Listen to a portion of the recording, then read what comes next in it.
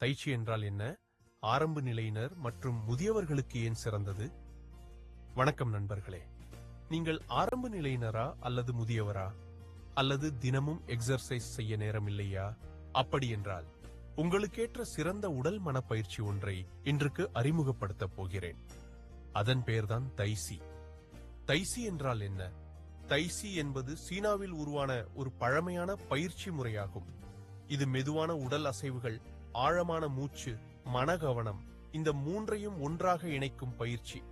இதனால்தான் தைசியை அசைவுகளுடன் செய்யும் தியானம் என்று அழைக்கிறார்கள். ஆரம்ப நிலையினர் மற்றும் முதியவர்களுக்கு ஏன் சிறந்தது?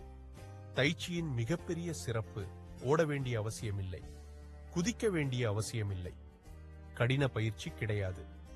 மெதுவாக பாதுகாப்பாக உடலை இயக்கும் பயிற்சி என்பதால் ஆரம்ப நிலையினரும் முதியவர்களும் தயக்கமில்லாமல் செய்யலாம். குறைந்த நேரத்தில் நல்ல ஆரோக்கியம். டைச்சி செய்ய நாளுக்கு 15 முதல் 30 நிமிடம் போதும். வேலை, குடும்பம், பிஸியான வாழ்க்கை இவை எல்லாவற்றுக்கும் நடுவிலும் டைச்சி எளிதாக செய்யலாம்.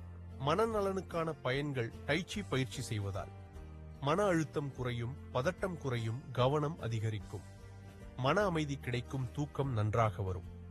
இது மனதிற்கு ஒரு ஓய்வு. உடல் நலனுக்கான பயன்கள். உடல் சமநிலை மேம்படும், மூட்டு வலி குறையும், முதுகு மற்றும் கழுத்து வலி குறையும், உடல் நெகிழ்ச்சி அதிகரிக்கும், வயதானவர்களுக்கு வீழ்ச்சி அபாயம் கூட குறையும்.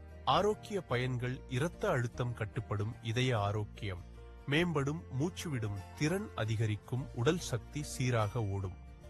டைச்சி உடல் மனம் இரண்டையும் சமநிலைப்படுத்தும்.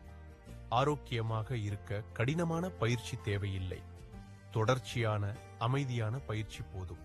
டைச்சி என்பது ஒரு எக்ஸர்சைஸ் மட்டும் இல்லை, ஒரு ஆரோக்கிய வாழ்க்கை முறை.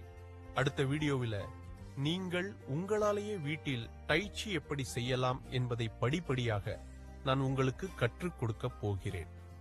அந்த வீடியோவை தவறவிடாமல் பார்க்க இப்போதே சப்ஸ்கிரைப் செய்யுங்கள், ஃபாலோ செய்யுங்கள், பெல் ஐகானை ஆன் செய்ய மறக்காதீர்கள்.